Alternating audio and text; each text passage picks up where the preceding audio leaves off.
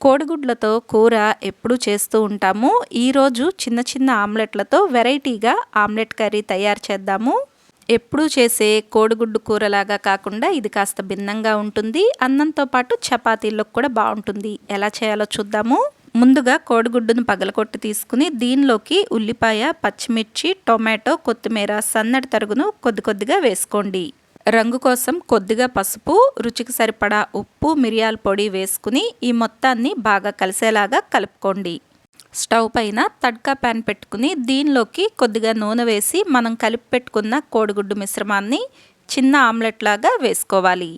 ఇలా తడ్కా ప్యాన్లో వేసుకోవటం వలన ఆమ్లెట్లన్నీ ఒకే సైజులో కనిపిస్తాయి. మీరు కావాలంటే కోడిగుడ్లన్నీ కలిపి ఒకే పెద్ద ఆమ్లెట్ లాగా వేసుకుని చిన్న చిన్న ముక్కలుగా కూడా చేసుకుని తీసుకోవచ్చు.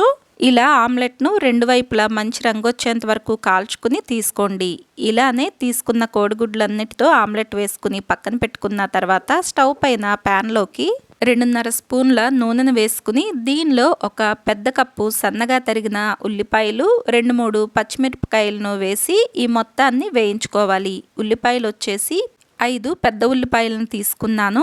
ఇవి త్వరగా వేగటానికి దీనిలోకి ఒక 1/2 స్పూన్ అంత ఉప్పు వేసుకుని ఒకసారి మొత్తం కలిసేలాగా కలిపి మూత పెట్టి అవసరమైనప్పుడల్లా మధ్య మధ్యలో మూత తీసి కలుపుకుంటూ ఉండండి. ఉల్లిపాయలు కాస్త వేగి రంగు మారటం మొదలైనప్పుడు దీనిలోకి 1/2 స్పూన్ అల్లం వెల్లుల్లి పేస్ట్ వేసుకుని మొత్తాన్ని బాగా కలుపుకోండి. ఈ అల్లం వెల్లుల్లి పేస్ట్ పచ్చివాసన పోయి ఉల్లిపాయలు మరి కాస్త వేగిన తర్వాత దీనిలోకి 2.5 స్పూన్ల కారం, రుచికి తగినంత ఉప్పు వేసుకోండి. నేను ఇక్కడ 1 స్పూన్ ఉప్పు వేసుకుంటున్నాను. ఉప్పు వచ్చేసి మనం ముందు ఉల్లిపాయలు వేయించుకోవటానికి కూడా వేసాం కాబట్టి రుచి చూసి తగినట్టు వేసుకోండి.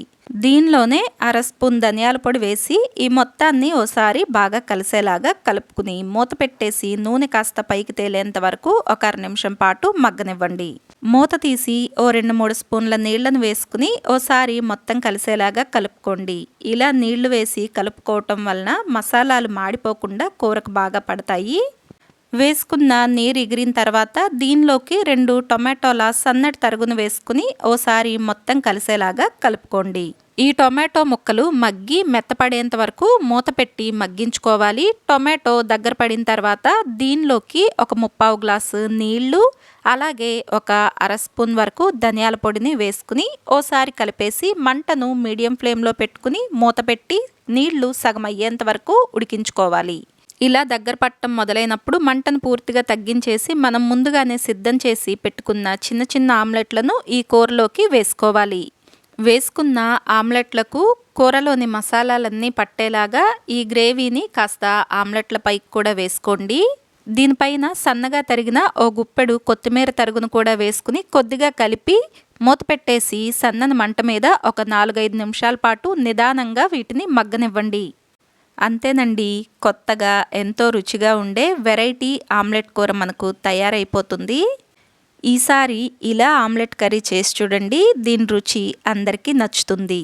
ఈ వీడియో నచ్చితే లైక్ చేయండి, షేర్ చేయండి. మీకు ఎలా అనిపించిందో కమెంట్ చేయండి. ఇలాంటి మరిన్ని రెసిపీస్ కోసం ఛానల్ను సబ్స్క్రైబ్ చేయండి.